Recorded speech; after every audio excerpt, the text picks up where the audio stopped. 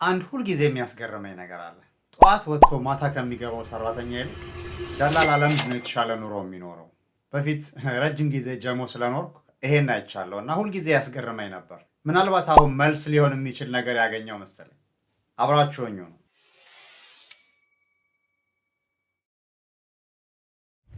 ሃይ እንዴት ናችሁ? እንኳን ደህና መጣችሁ ወደ ቻናላችን። ዛሬ አንድ መጽሐፍ How to be idle የሚል አንድ መጽሐፍ ነው ሼር ማረጋችሁ። እንዴት ነው ስራ ፈት መሆን የሚቻለው አይነት ይመስላል። ቶም ሃችኪንሰን የሚባል ሰውዬ ነው የጻፈው። አይዲያው ምንድነው?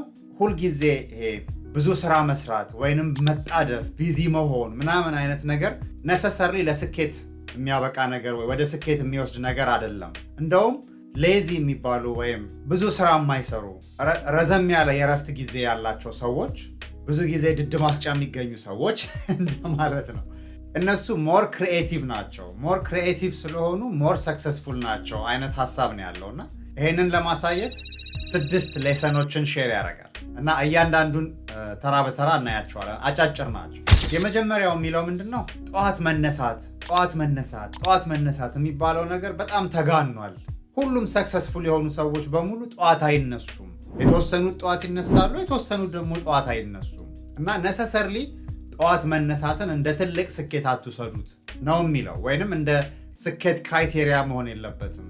ብዙዎች ማታ ረጅም ሰዓት ሲሰሩ ያመሻሉ፣ ከዛ በኋላ ጠዋት ተኝተው ሊያረፍዱ ይችላሉ ይላልና እዚህ ጋር አንድ ምሳሌ ያነሳል። የእንግሊዝ ፕሬዚዳንት የነበረውን ዊንስተን ቸርችልን እንደ ኤግዛምፕል ያነሳል። ዊንስተን ቸርችል እስከ 11 AM ድረስ ወይንም ጠዋት 5 ሰዓት ድረስ ማለት ነው፣ እስከ ጠዋት 5 ሰዓት ድረስ ከአልጋው አይወርድም ነበር ይላል። የተለያዩ ስልኮችም ከመጡ ኢቨን ፕሬዚዳንትም ከሆነ በኋላ ስልክም ከመጣ ምንም አይነት ነገር ከመጣ ኢሜል መመለስም ምናምን ሊሆን ይችላል፣ እዛው አልጋ ውስጥ ሆኖ ብርድ ልብሱን እንደለበሰ እነዚህን ስራዎች ሊያከናውን ይችላል። ግን ምንም ቢሆን ከጠዋት 5 ሰዓት ወይም ከ11 AM በፊት ከእንቅልፉ አይነሳም ነበር ነው የሚለው። ይሄ ነሰሰርሊ ጠዋት አለመነሳት ሰክሰስፉል ያደርጋል ሳይሆን ግን ጠዋት መነሳት በራሱ ደግሞ ስኬታማ ያደርጋል የሚለውን ሀሳብ ቻሌንጅ የሚያደርግ አይነት መሰለኝ። ሁለተኛው ፖይንት ደግሞ ምንድነው የሚለው? the art of doing nothing ይላል። ይሄ ደግሞ ምንም ነገር ያለመስራት ጥበብ። ይሄን ስንል ምን ማለት ነው? ብዙዎቻችን ቁጭ ብለን ሊሆን ይችላል የምንውለው፣ ግን ቁጭ ብለን ስንውል የሆነ ነገር እንሰራለን። ወይ የሆነ ነገር ቪዲዮ እናያለን፣ ወይ የሆነ ቲቪ እንከፍታለን፣ ወይ ስልካችን ላይ ሶሻል ሚዲያ እና የተለያዩ ሚዲያዎችን እናያለን። አይምሯችን ስራ አይፈታም። የሆነ ነገር አለ የምናረገው አክቲቪቲ። ብዙዎቻችን ብቸኝነትን እንፈራለን ይላልና እዚህ ጋር ግን ይሄ አንድ በራሱ ትልቅ ጥበብ ነው። በቃ the art of doing nothing፣ ምንም ነገር ሳትሰሩ አይምሯችሁ በራሱ ነገሮችን ክራንች የሚያደርግበት እና ደግሞ አንዳንድ ጊዜም ወደኋላ ሄዶ ያደረግናቸውን ነገሮች ሪቪው የሚያደርግበት ነው። ለምሳሌ ማታ ላይ ቁጭ ብለን ዛሬ ምን ሰራው ብለን በአይምሯችን ማመላለስ እንችላለን። አይምሯችን ጸጥ ሲል ሌሎች አክቲቪቲዎችን ስናቆም ናቹራሊ የሚመጣ ነገር ነው ይሄ እና አንዱ ሌሰን ይሄ ነው፣ the art of doing nothing። ሶስተኛው ነጥብ ደግሞ afternoon naps ይላል። ከሰዓት በኋላ የሚወሰድ ናፕ ወይም እንቅልፍ አጭር 20 ደቂቃ እስከ 30 ደቂቃ ሊሆን ይችላል፣ ግን ያቺ በጣም ኢምፖርታንት ብሬክ ነች እና ብዙዎች ዝም ብለው ያልፏታል ይላል። ግን ያቺን ናፕ ካገኘ እንደ ሱፐር ቡስት ነው፣ ላይክ እንደ ፓወር ቡስት ነው የሚሆነን። የሆነ ኤነርጂ ፉል ነን፣ እንደተነሳን የሆነ ስራ እንሰራለን፣ ከዛ ደግሞ ኤነርጂያችን ይመናመናል፣ ባያልቅም ይመናመናል። ስለዚህ ሪፊል ለማድረግ አንደኛው አማራጭ አፍተርኑን ናፕ መውሰድ ነው። ከዛ ስትነሱ እንደ አዲስ ጠዋት የነበረው አይነት ኤነርጂ ፊል አፕ አድርጋችሁ ትነሳላችሁ ነው የሚለው እና ብዙ ሰው ይሄንንም ኦቨርሉክ ያደርገዋል፣ ግን በጣም ፓወርፉል ፖይንት ነው ይላል እና እዚህ ጋር አንድ የሚያነሳ ኤግዛምፕል አለ።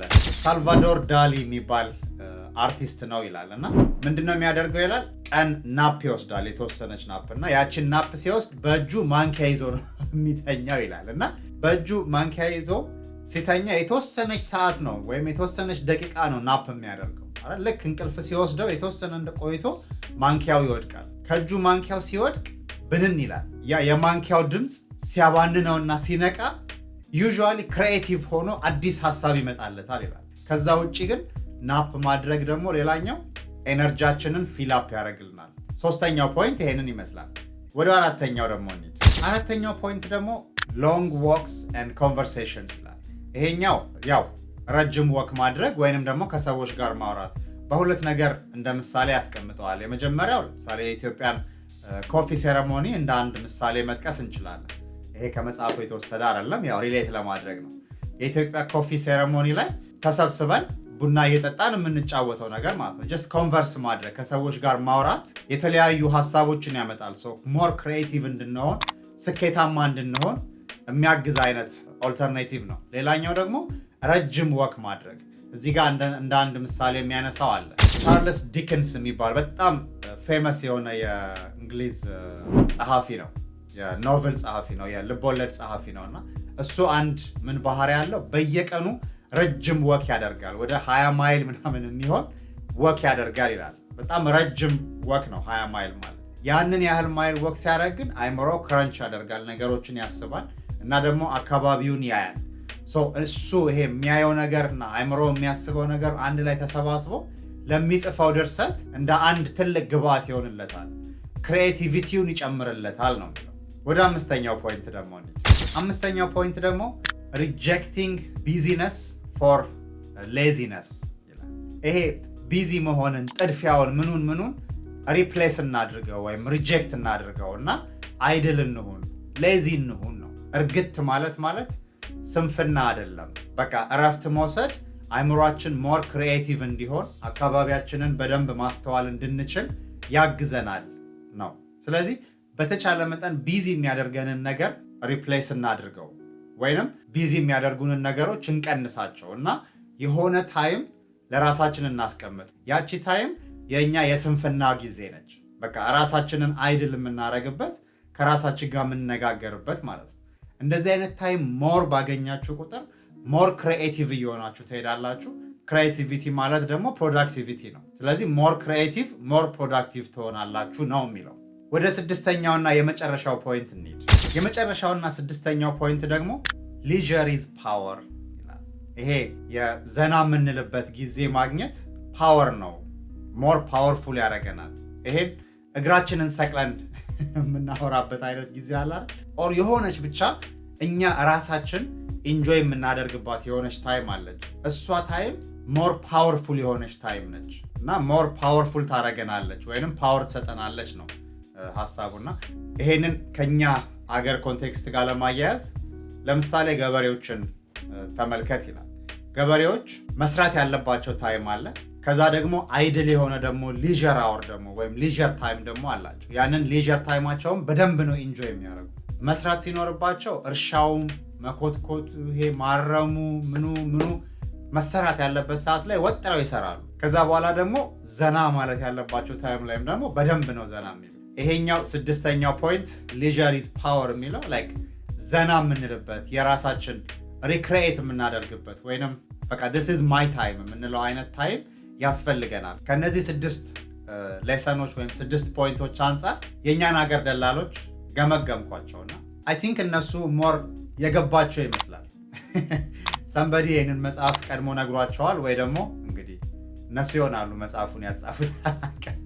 ግን ሳየው ላይክ እኔ ጀሞ ስኖር በፊት ጠዋት ወጣለሁ፣ ባስ ተሰልፌ ነው የምሳፈረው፣ ወይ ታክሲም ከሆነ እንግዲህ ግፊያ ነው። ከዛ ሜክሲኮ ሄዳለሁ፣ ወይ ስራዬ ቦሌ የነበረ ጊዜ ቦሌ ሄዳለሁ፣ ስቴዲየም ሲሆን ስቴዲየም ሄዳለሁ፣ ብቻ ስራ የምሰራበት ቦታ ሄዳለሁ። ከዛ እዛ ሀስል ሳረጉ ውላለሁ። ማታ ደግሞ እንደገና በግፊያ ወደ ቤት ይመለሳሉ። አንድ ደላላ ግን ጀሞ ያለ አንድ ደላላ ጠዋት ይወጣል፣ ቁርጥ ቤት ሄዶ ምላስ ሰንበር አማርጦ ይበላል። ቁጭ ብሎ ቡና ሲጠጣ ወይ ጃምቦ ሲጠጣ ይውላል። የሆነች ሰዓት ላይ ስራ ይመጣለታል፣ ስራ ይሰራል። ከዛ ደግሞ እንደገና አይድል ሆኖ ዘና ብሎ ይውላል። አልቲሜትሊ ግን ላይፋችን ኮምፔር ሲደረግ አይ ቲንክ አብዛኞቹ ደላሎች ከደሞዝተኛው የተሻለ ኑሮ ነው የሚኖሩት። አትሊስት እኔ ባየሁት አጋጣሚዎች ይመጡላቸዋል። እኔ አንድ ሳምንት ሰርቼ የማገኘውን ደሞዝ እሱ አንድ ቀን የሆነ ነገር ሲመጣለት ላጥ አድርጎ ሊሰራ ይችላል። ኦር እኔ አመት የማገኘውን ደሞዜን እሱ የሆነ ቤት ሲያሻሽጥ አንድ ጊዜ ሊዘጋው ይችላል። ከዛ ግን አይድል መሆናቸው አይምሯቸው ሞር ክሪኤቲቭ እንዲሆን ደግሞ ያደርጋቸዋል። ከዚህ መጽሐፍ የተረዳሁት ደግሞ እሱ ነው። የተለያዩ ነገሮችን ሲያይ አዳዲስ የገቢ ምንጮችን ማሰብ ይችላል። ሪስክ መውሰድም ይችላል። ምክንያቱም ሞር ሴኪዩር ነው። ዛሬ ስራ ባይሰራ ነገ እንደማይሰራ ያውቀዋል። እኔ ግን ደሞዝተኛ ሰውን እንደዛ አይደለም። ዛሬም ነገም ከነገ ወዲያም ኤቭሪዴይ ስራ ቦታ መሄድ አለብን፣ ካለዛ ገቢ የለኝም። what do you guys think? ዛሬ ላወራችሁ የፈለኩት ይሄንን ነው። በሚቀጥለው ቪዲዮ እስክንገናኝ መልካም ጊዜ